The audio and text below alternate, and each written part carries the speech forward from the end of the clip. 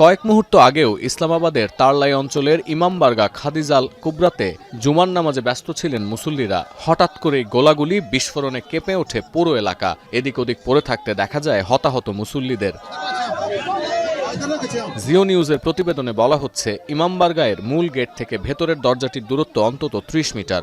নামাজ চলাকালে এক অস্ত্রধারী ভেতরে প্রবেশ করতে গেলে পাহারাদাররা তাকে থামানোর চেষ্টা করেন। এক পর্যায়ে দুই পক্ষের মধ্যে গুলি বিনিময় শুরু হয়। ওই ব্যক্তি প্রায় ২০ মিটার ভেতরে ঢুকে পড়েন এবং প্রার্থনা চলাকালীন অবস্থায় আত্মঘাতী বোমার বিস্ফোরণ ঘটান। তীব্র বিস্ফোরণের সঙ্গে সঙ্গে মাটিতে লুটিয়ে পড়েন বহু মানুষ। তিনতলা ভবনের ক্ষতিগ্রস্ত অংশ, কাঁচের টুকরো ছড়িয়ে ছিটিয়ে পড়ে ইমামবাড়ার আশেপাশে। কিছু বোঝে ওঠার আগেই রণক্ষেত্রে পরিণত হয় পুরো এলাকা। ঘটনার পরপরই স্থানীয়রা উদ্ধার কাজে এগিয়ে আসেন। আইন শৃঙ্খলা বাহিনী ঘটনাস্থলে পৌঁছে বাইরের প্রাঙ্গণে জড়ো করতে থাকেন একের পর এক মরদেহ।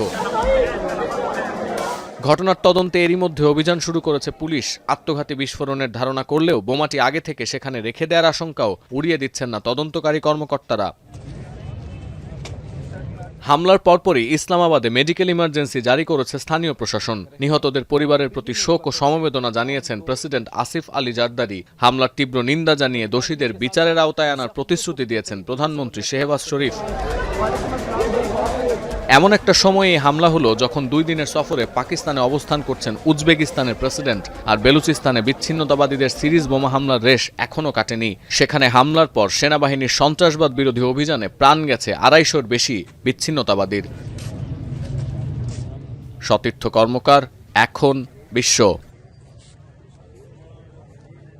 কালার এক্সপার্ট এবং ডার্ক স্যাপ সমৃদ্ধ অরিক্স অ্যাডভান্স ডিটারজেন্ট পাউডার, আপনার লন্ড্রি এক্সপার্ট।